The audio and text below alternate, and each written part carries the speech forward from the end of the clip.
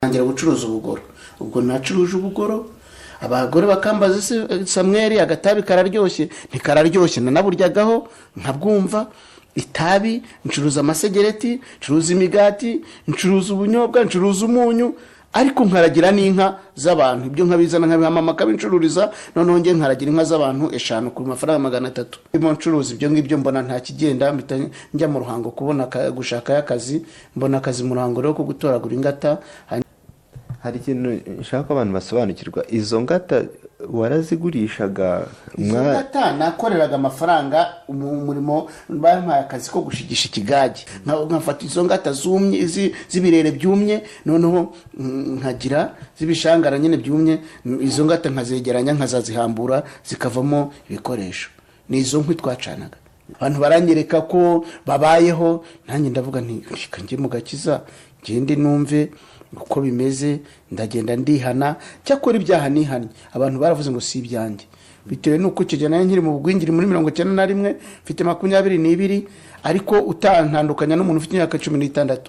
Noneho bavuga ati ibi byaha uyu mwana avuze ntabwo ari ibye, nukwihimbira kubera ko abona igiterane cyashyushye. Ntabwo cyashyushye, nta nubwo ari uko igiterane cyashyushye, ahubwo nuko njyewe umutima wanjye uri umunyemeza ibyaha. Umutima wanjye wanyemeje ibyaha, kuko ijambo bari babwirije ryo mu Luka 12:36 rivuga ngo muhore mukenyeye mu mutima, kandi amatabaza yanyahore yaka. Nsanga mu mutima wanjye harimo umwijima, harimo inzangano, harimo kwanga mukadata, harimo kugira ishyari, harimo ibyo kurwana, harimo ubusambanyi, harimo ibintu byose. Nsanga ndindiri y'ibyaha. Noneho natura ibyaha byanjye, bivuga ku mugaragaro, ndangije ndataha.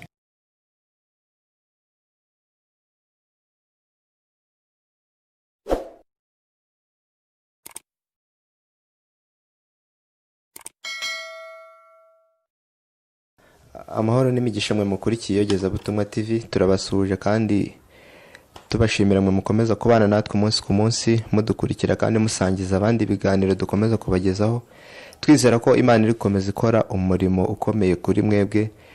Reka rero tubahe ikaze mu kiganiro cy'uyu munsi. Turi kumwe n'umupasiteri, turaza kumuha ikaze kandi afite ijambo rikomeye, ndetse afite icyo Imana yamushyize ku mutima kugira ngo akubwire wowe udukurikiye kuri uyu munsi. Reka mbere yuko twinjira mu mwanya wo kumwakira birambuye, atangire n'isengesho kugira ngo turusheho kwinjira mu kiganiro neza. Data, mu izina rya Yesu ndagushimiye kuko washatse ko abantu bashobora kumva ijambo ryawe, abantu bashobora kumenya ibyawe uciye muri uyu murongo w'Iyogezabutumwa TV, kugira ngo Mwami Imana yacu ahari abantu bamenye, basobanukirwe neza inzira y'ubwami bwo mu ijuru, uburyo agakiza, uburyo abantu babohoka, uburyo abantu bava mu byaha. Kandi Mwami Imana yacu ukabinyuza muri iyi nzira mu buryo bwawe ushaka, kugira ngo wikirize abantu bamenye ko hari aho umuntu ava hakaba hari n'aho ajya. Ukomeze kubanira natwe cyane muri kino kiganiro no mu buhamya bwiza wateguriye muri njyewe mu minsi yose wandemeyemo kubaho. Bisenze neza mu izina rya Yesu, amen. Tubaha ikaze mu kiganiro cy'uyu munsi. Ndagira ngo mutangire mwibwira abadukurikiye amazina, muri bantu umwirondoro mutoya.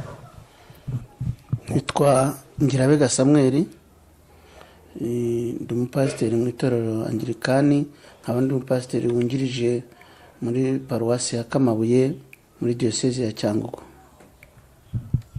Pastor, ndabizi ko urugendo rw'umuntu rubamo amasomo menshi, rubamo ibintu byinshi bishobora gufasha abantu bitewe n'ibyo wanyuzemo. Hari ushobora kutwumva nawe akumva yarigeze abinyuramo, cyangwa se yazahura nabyo akibuka urugendo rwanyu, bikaba hari icyo byamufasha. Nk'uko dufite amateka menshi muri Bibiliya n'inkuru nyinshi zitandukanye zigenda zitwigisha, twigiraho nk'urugendo rw'Abisirayeli, natwe twanyura mu bikomeye tukibuka ruriya rugendo, tukavuga ati hari icyo Imana yabakoreye natwe yakidukorera.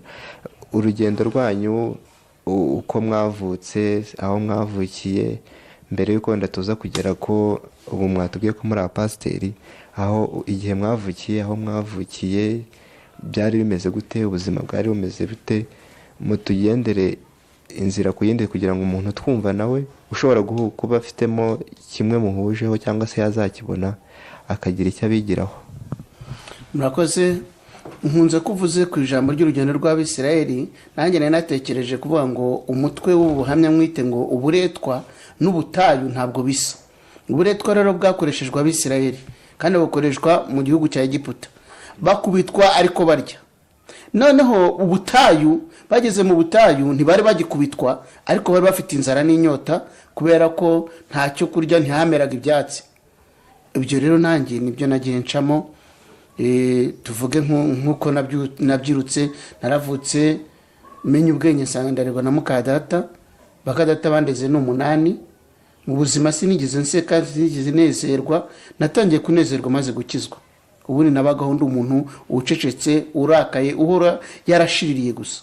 nubwo buzima nabayemo, ariko mbonye Yesu Kristo ndakizwa, numva ndihannye. maze kwihana rero niko aka gacyo nawe. mwari mukomeje ko mwarezwe na mukadata, ese byari byagenze gute? ni uko ababyeyi batari bahari cyangwa se bari bahari wenda mutari kumwe? byari byaragenze gute? kera abantu bashakaga, mu Rwanda umuntu ashaka abagore benshi. nka papa yagiye ashaka, mama ariho, n'ubu ariho afite imyaka 76 gutyo. mama ari hari Gatagara, nawe yatandukanye na papa muri 83. ubwo rero ubundi na mbere yose yajyaga haba, ariko hari undi akaba ari hano, hari umugore nyirankundwakazi ubana na papa, hakaba na mama mu nzu y'ibyatsi hari hanze. nuko nkuko nabyirutse mbibona, mbona mama agiraga ko nateka ku turyo twe n'umwana, nkabona na data nawe na mukadata afite abana n'umugabo we, kandi mbona ari ubuzima. nubwo buzima nabonaga mu gace k'iwacu, cyane cyane muri kariya karere ka Nyanza aho mvuka, nuko narezwe nagiye mbibona. gusa habamo ibyaha byinshi. nasanze habamo ibyaha bitera ibyaha, kuko nimba kwa mama batatetse, kwa mukadata nkabona batetse, nahoraga numva nungunitse, nkumva ndi umuntu ubabaye, nkababazwa nuko mama adafite uburenganzira bwe. mwakomeje ko ubuhamya bwanyu mwabwise ngo uburetwa n'ubutayu ntabwo bisa. uko bisa kose mu buzima bwanyu hashobora kuba harabayemo ikintu cyo gutotezwa. byari bimeze bite? dukurikije umutwe mwavuze, bisa nkaho mwatotejwe cyangwa mwagizemo uburetwa. uburenganzira bwanjye nabushyikiriye maze gukizwa. ni Yesu niwe wanyihereye uburenganzira, ampa kumva ngize umudendezo. ubundi nyine nk'uko nababwiye, natangiye nderwa na bakadata guhera mfite amenyo 2. noneho nza no kugenda njya kwa nyogokuru. kwa nyogokuru rero hari ahantu bita Nyamure, nahatangiye kuharerwa na nyogokuru nonka ibere rye afite imyaka 75. nyogokuru ndamwonka, nkajya nonka amashereka y'amazi, ubundi nkanywa ikigage, ubundi nkanywa urwagwa, ubundi akangurira inyama.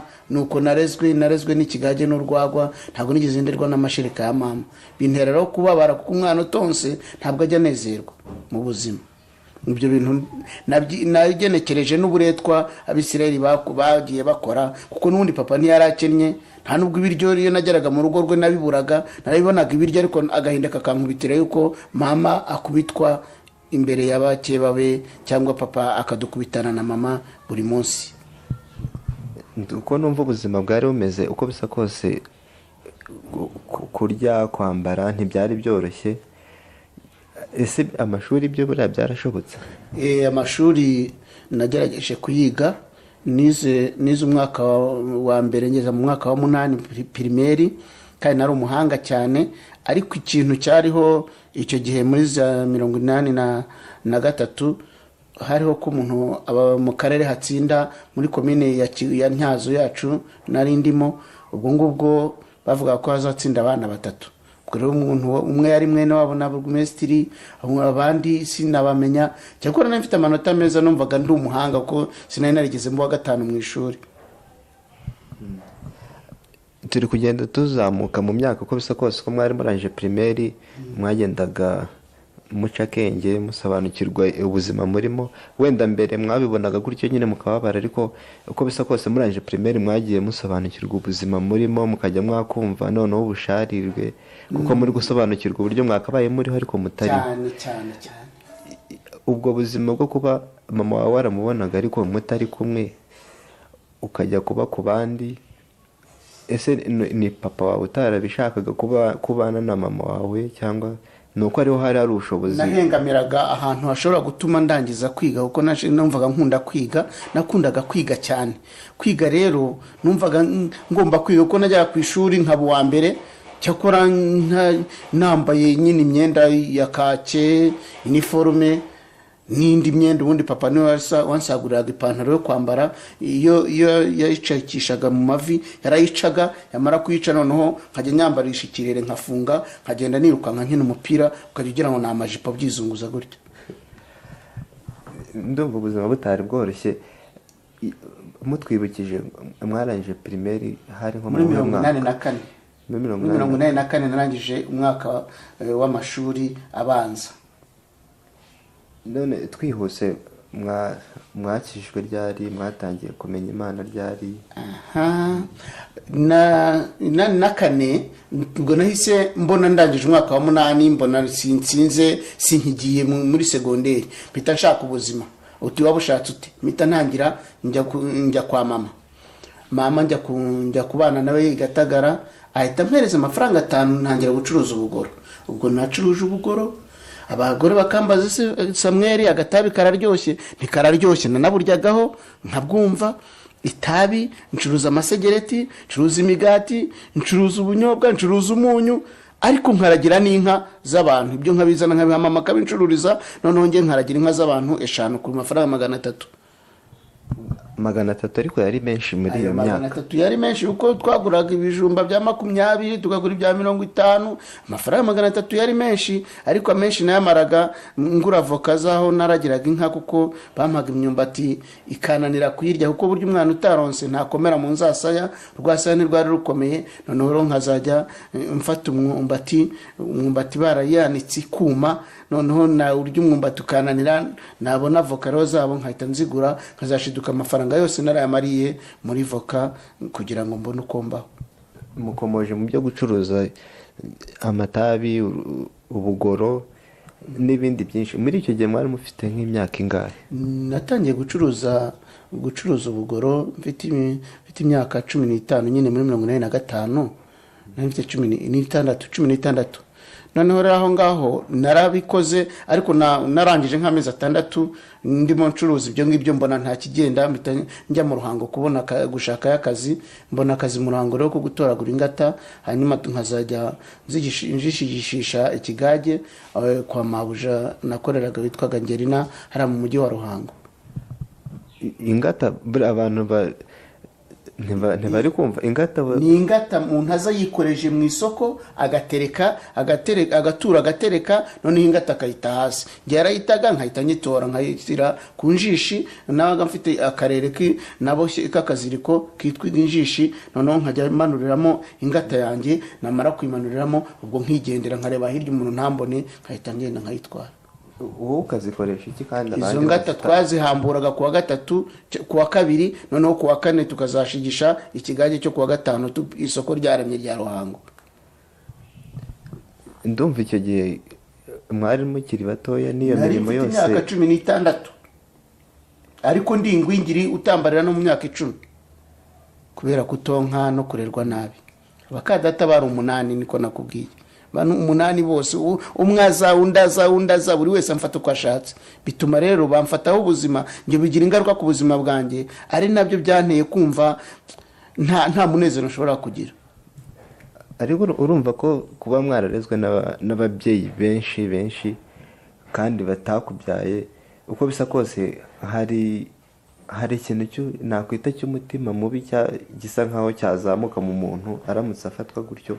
Ese papa wawe wamufataga gute? Papa bundi numvaga nifuza kuzajya kumvaho nkamwandikaho, noneho nkanerekana uwo muntu wampemukiye. Niyo gahunda numvaga mfite, ariko ntago nabigezeho. Hari ubwo wamurebaga nawe ukumva iyo namurebaga kubera ko yandushaga imbaraga ntabwo nigeze ntekereza kuba narwana nawe, kuko n'ubundi sinigeze mba umuntu ushyitse warwana n'abantu nkaba nagira umuntu ntera ingumi by'ubura ngo yumva ababaye. Ariko hari ubwo ariko wumvaga uzahorera nka mama wawe ko numva yaramuhemukiye? iyo gahunda ntabwo nigeze nyigira yo kuba nagira icyo mutwara, ntayo. Ahubwo numvaga ngiye gusa nabyereka abantu bakamenya ngo uyu muntu witwa gutya amazina ahemukira abana be. Hari ikintu nshaka ko abantu basobanukirwa, izo ngata warazigurishaga? Izo ngata nakoreraga amafaranga umurimo bampaye akazi ko gushigisha ikigage. Iki kigage rero cyashigishishwaga n'ingata nahambuye nkabona ibirere, kuko mu mujyi wa Ruhango nta birere bibamo. Buriya ahantu haba ibintu bashigishisha inkwi bacana, ibyo bashigisha ni ibirere cyangwa babyita ibigombi n'ahangaha. Ntabwo rero biriya biba ahantu hari umujyi nka buriya Kamembe nta birimo, ariko iyo ugeze hepfo mu ntoki urabibona. Kubibona rero si byiza kujya kubishakaho kure, ahubwo mu isoko nge niho nabishakaga.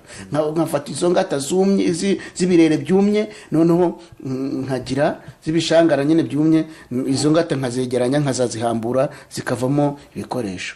Ni izo nkwi twacanaga. Uko bisa kose ubwo imyaka yari irimo igenda yiyongera cyane, imyaka yari yongeraga n'imitekerereze izamuka. Numva nshaka no kujya mu mujyi, kuko numva nari maze kugera mu Ruhango, mvuye mu Mayaga ndazamutse ngeze mu Ruhango. Ubundi viziyo yari kugera i Kigali. Mwaje kugera Kigali naho narahageze, ariko sako kanya nabanje kuva mu Ruhango ndabanza njya kuragira inka muri 1989 naragiye inka ahantu Murinja, zari nka 11 mpembwa amafaranga 500.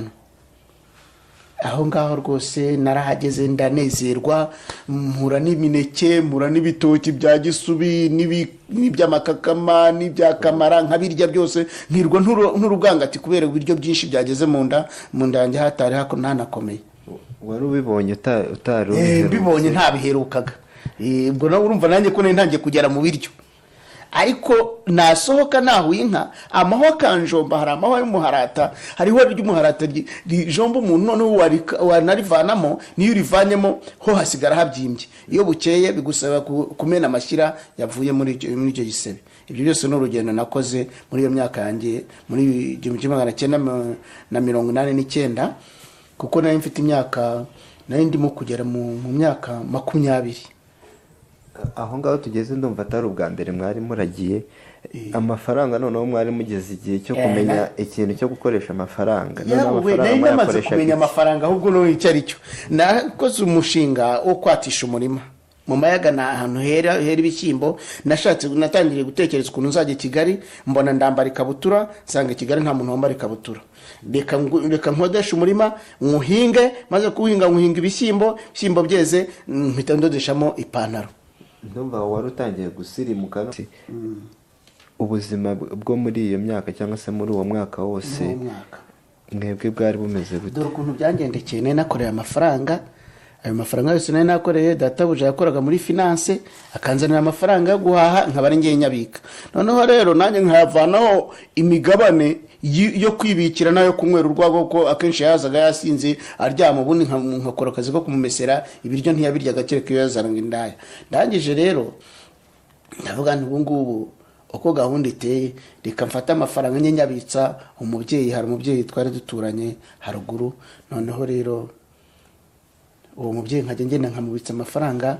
Ikintu cyambabaje nuko jenoside yaje, abasirikari binjira mu rupangu rwaho mari, maze baramutwara baramwica. Bamaze kumwica rero n'amafaranga ubwo sinari kwirirwa ngira icyo mvuga, kandi nawe ugapfuye. Mva i Kigali n'amaguru, ndataha ngenda nsimbuka amasasu, kuko urugamba rwavaga za Kicukiro bakarasa baganisha Gikondo. Twimuka Gikondo tugenda n'amaguru, tugenda buhoro, usimbuka n'amabariyeri, ugenda n'amabariyeri uyacaho. Ubwo ngubwo aho hantu naho haranzonze cyane, kuko nageze i Kigali ndangije iminsi 2 mu nzira. Navuye i Kigali ntaha, ndaza ngera i Gatagara ndangije iminsi 2 mu nzira. Ubwo kurya byaremeze biterwa ntwari kumwe. Ntabwo ibyo wabitekereza byo kurya, kuko mwabaga muri kumwe, wabaga afite umuneke yaraguhaga. Wabona umuntu uvuye gukura umwumbati yenda aho intambara itaragera yo kubohoza u Rwanda, ukagira gute ukabasaba bakaguha umwumbati wo guhekenya. Nuko cyakora amaguru yari yarabyimbye. Reka twihute tugere ku gihe mwakishijwe noneho mutangiye kumva ijwi ry'Imana rihamagara hari mu buhe mwaka byari bimeze bite? Umwaka nakijijwe marega buriya ni umwaka wa 91. Nakijijwe dusubiye iyo hariya igitero cya mbere kiriya cya mbere cyo kubohoza u Rwanda gitangiye, nibwo nasubiyeyo. Noneho igihe ndimo mpiga indangamuntu nkajya njya no kumva amateraniro, mu biterane nkabona bararirimba neza, nkabona binyuranye n'ubuzima nagiye mbamo, nkabona abantu barambwira ko ari abarokore, abantu barambwira ko abana babo babarera neza, abantu baranyereka ko babayeho. Nanjye ndavuga nti reka njye mu gakiza ngende numve uko bimeze, ndagenda ndihana. Cyakora ibyaha nihanye abantu baravuze ngo si ibyanjye, bitewe nuko icyo gihe nayo nkiri mu bugwingiri muri 91, mfite 22, ariko utantandukanya n'umuntu ufite imyaka 16. Noneho baravuga ati ibi byaha uyu mwana avuze ntabwo ari ibye, ni ukwihimbira kubera ko abona igiterane cyashyushye.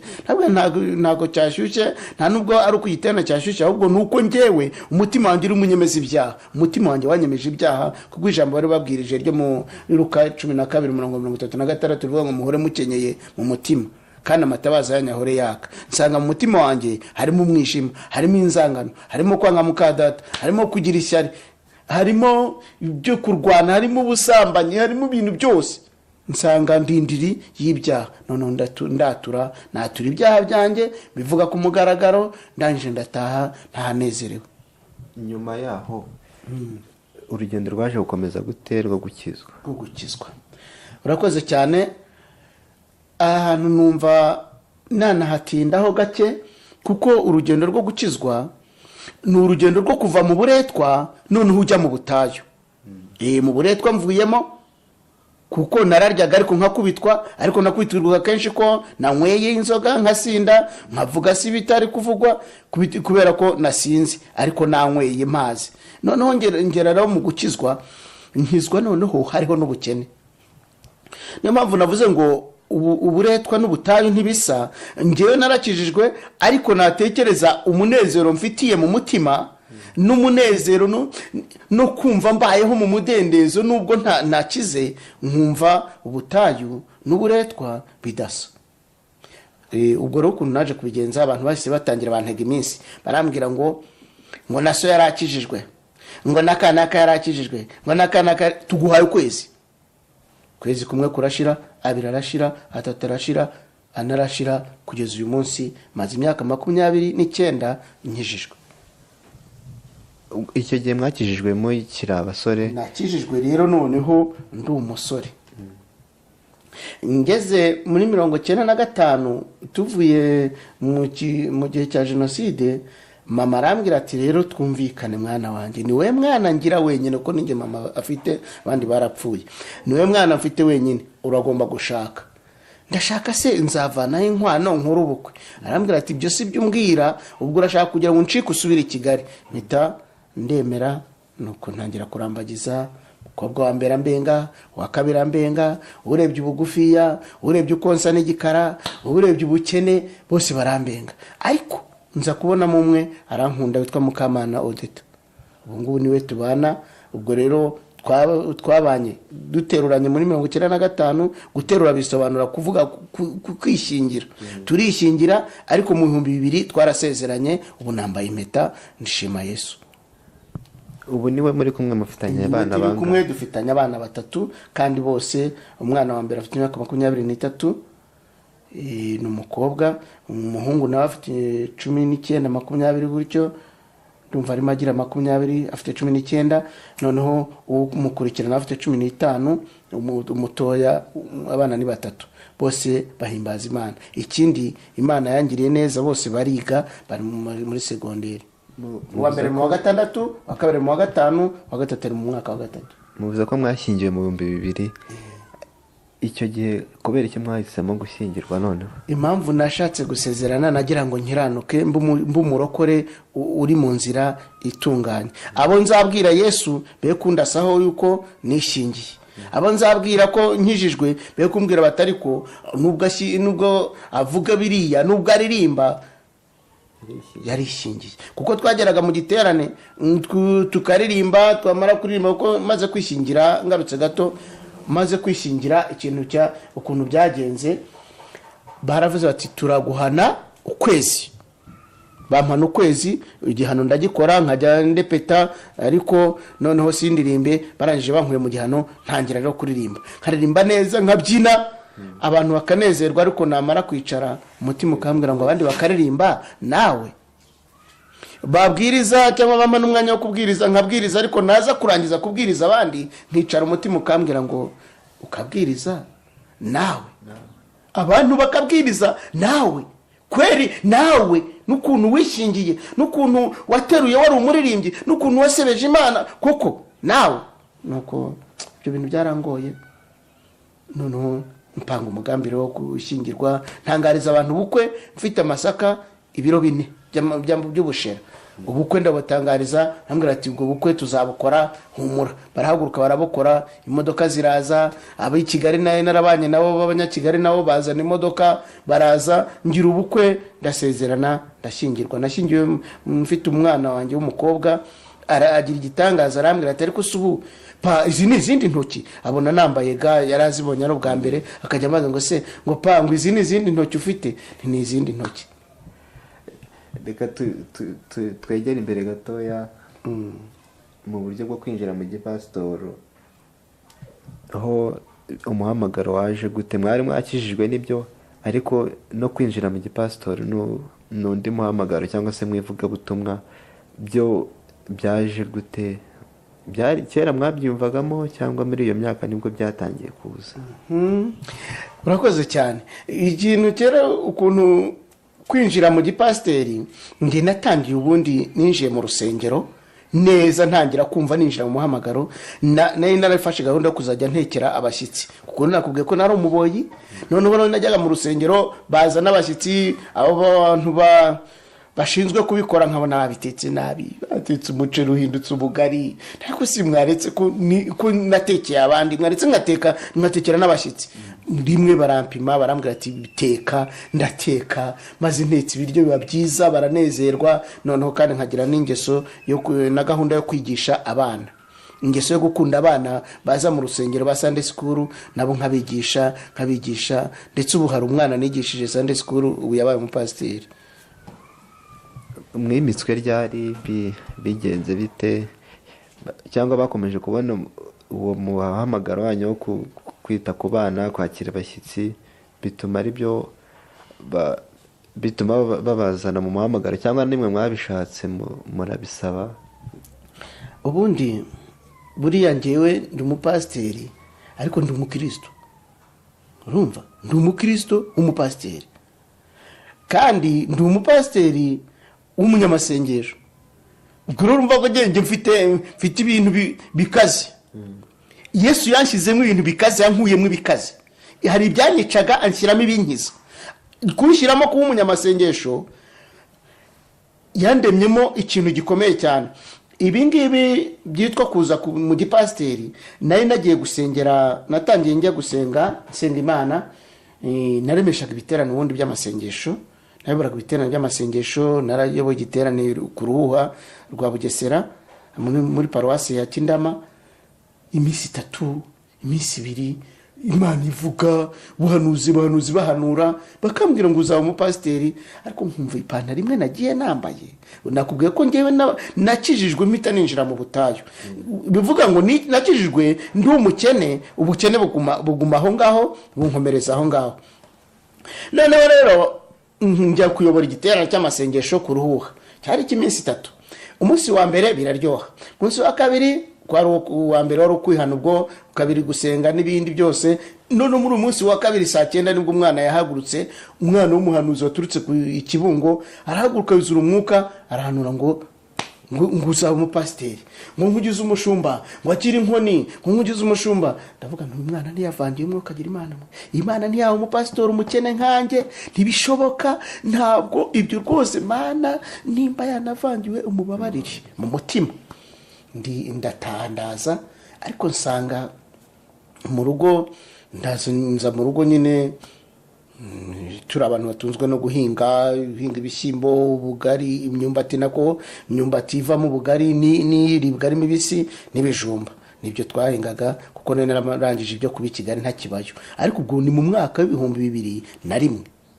2001 ubwo naho ngaho ndi 2001 rero aha ngaha habaye igiterane mu Ruhengeri, nacyo binsaba ko njya kugisengera mpuzamahanga. Njya kugisengera ndagenda turanezerwa tubyinira Imana.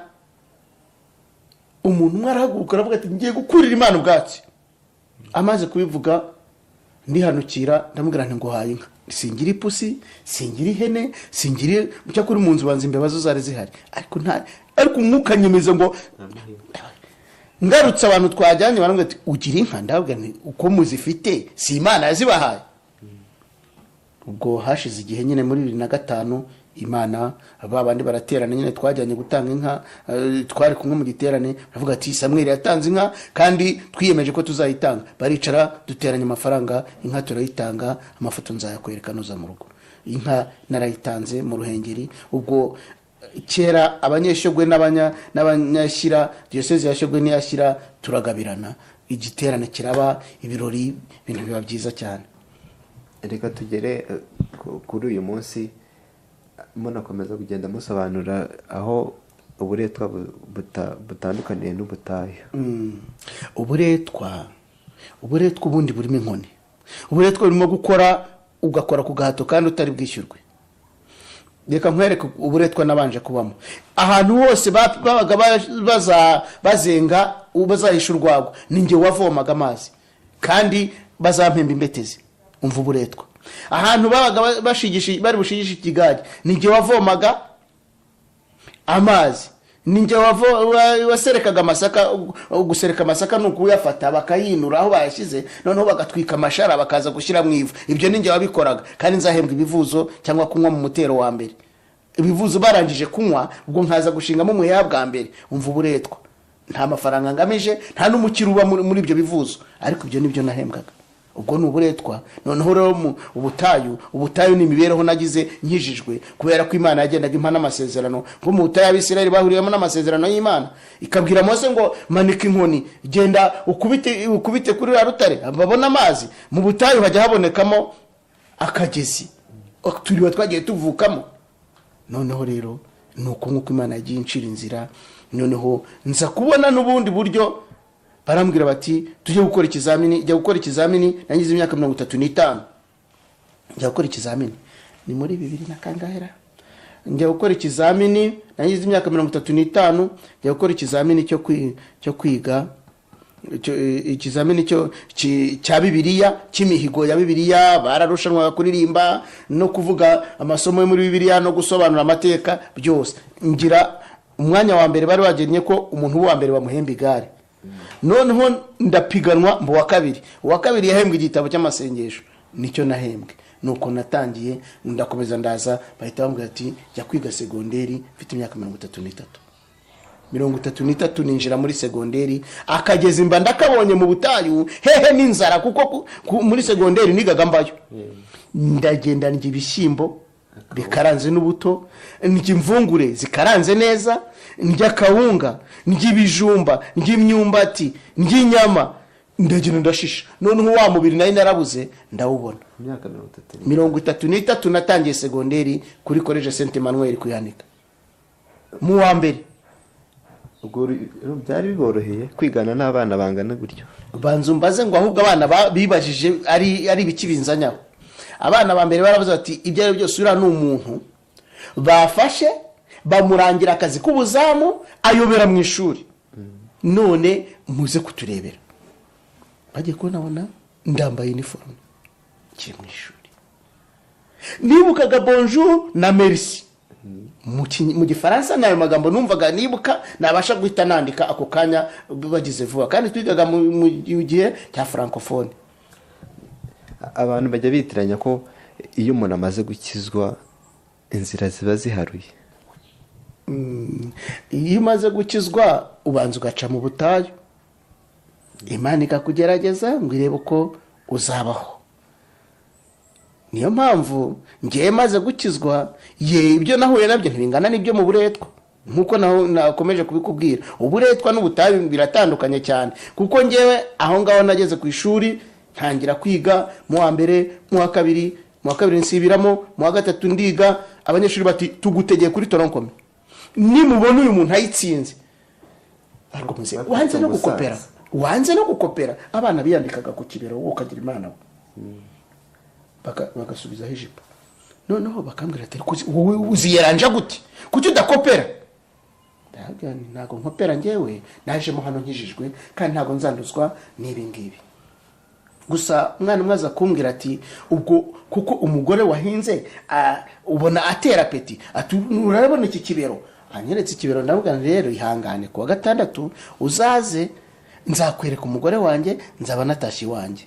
Nuko azana n'abandi bana, mbwira abana bo kumuzana, baza ari 5, baza mu rugo mu mayaga nyine aho baramanuka, kuko nigaga muri paruwasi yacu ya Hanika.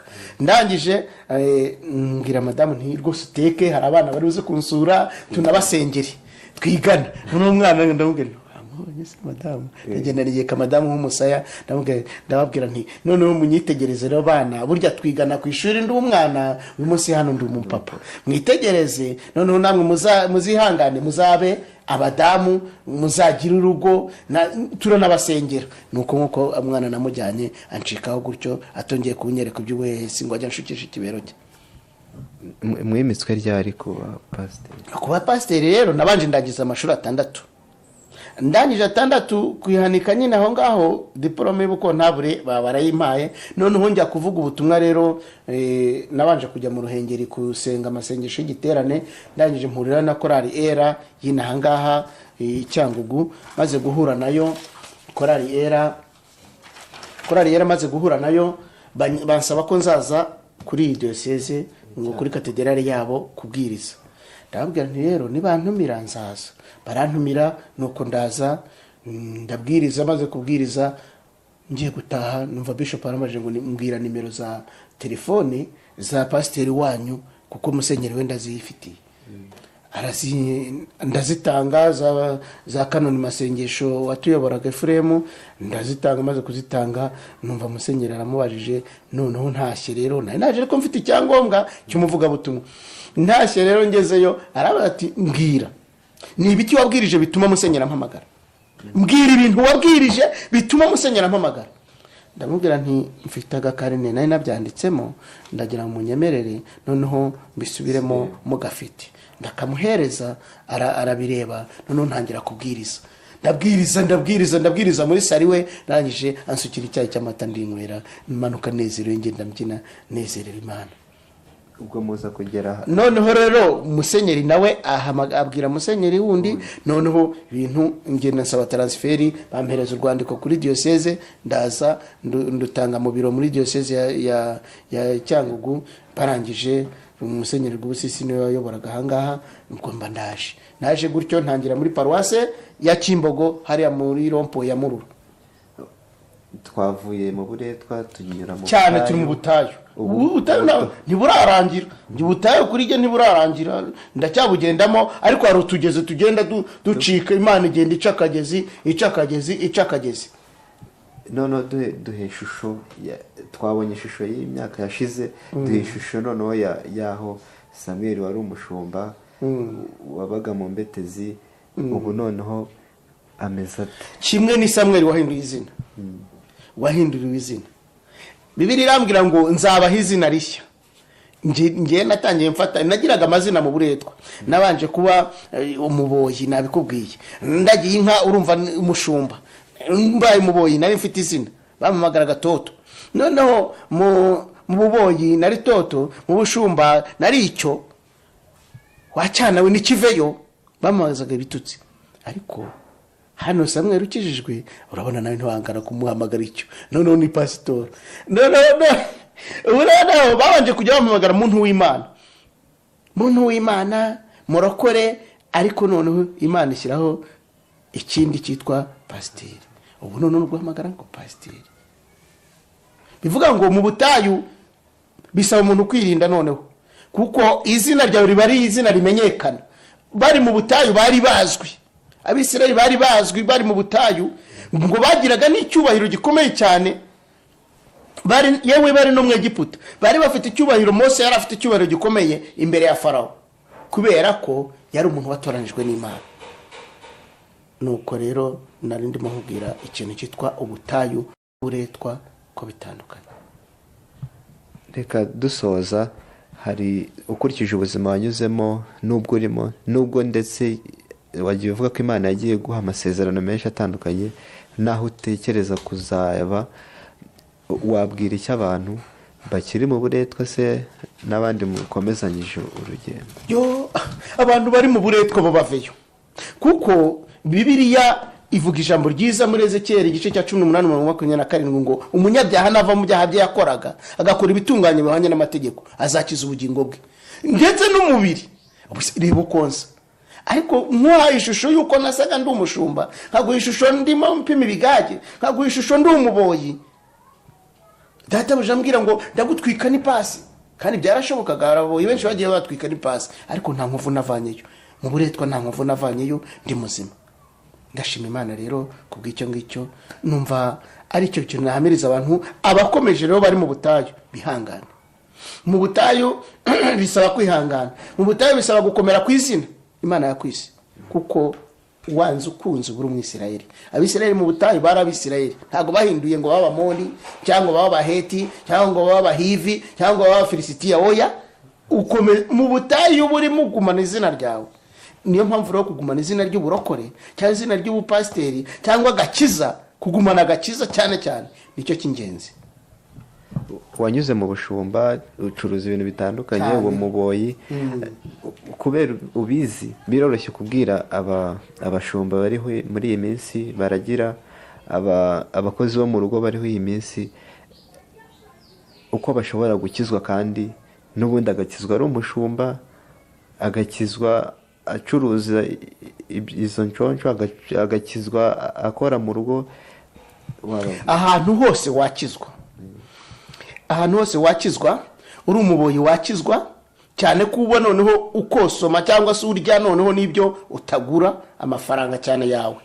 Amafaranga yawe wayabyaza umusaruro, kandi n'ubugingo bwawe ukazabuvanayo ufite n'umubiri muzima, ufite n'uburyo wasohoka imbere y'abantu bakumva uvuga, bakemera no kukumva. Ubundi igihe nagezemo abantu bakajya bambwira bati wowe iyo turebye no mu maso umuntu abona wamutera umwako. Bitewe n'iki? Ntabwo nari nkeye mu maso, bitewe n'uburetwa nari nibereyemo nuko kwizingitirana muri ibyo. Ariko ngeze mu gakiza, reba ukuntu nawe meze. Amata natangiye kuyanywa ngize 35, umukozi w'Imana asengeye ntangira kunywa amata. Ubu nifite umubiri nk'uw'abantu banywa amata. Kubera iki? Ni ugukizwa. Ariko ntarakizwa sinabibashije. Ni ukuvuga ngo gukizwa rero iyo umuntu yihangana, ukihangana, Imana igenda isohoza ibyo yakuvuzeho. Murakoze cyane, kandi turabashimiye ku mwanya mwaduhaye. Urugendo rwo rurakomeje, mu butayu turakomeje. Reka rero dusabe kugira ngo muzamure isengesho, musengere abantu bakiri mu buretwa, ubereke Imana. Reka dusenge Imana. Data, mu izina rya Yesu Kristo, uri Imana ishobora byose, uri Imana irema, uri Imana itanga abana, uri Imana itanga uburyo bwo kubarera n'ubwenge n'ubushobozi n'amafaranga yo kubatungisha n'ubwenge bwo kugira ngo abana barerwe neza. Nsengeye abana bose bagize imibereho cyangwa babayeho mu mibereho nk'iyo nigeze kubamo, kugira ngo mu izina rya Yesu ubacire inzira. Kandi mwa Imana yacu, nsengeye n'imitima y'ababona kugira ngo babagirire impuhwe, kuko impuhwe zimaze kuboneka abana nabo bazabavamwe abantu. Nanjye sinarinzi ko nzaba uyu, ariko warakoze. Niyo mpamvu nsabye kugira mwa Imana yacu uduhera abanyarwanda cyangwa se n'abandi bose bazumva ubu butumwa gukizwa, kuko agakiza gatanga ubuzima, agakiza gatanga imibereho, agakiza gatanga impinduka igaragara ku mubiri no mu bugingo. Kandi ubugingo buhoraho uwadusezeranije, bitewe nuko watanze umwana wawe w'ikinege kugira ngo umwizera wese atarimbuka, ahubwo ahubwo ubugingo buhoraho. Kandi ukatwemerera ko ntawe uzacirwaho iteka, kuko turi muri Kristo Yesu.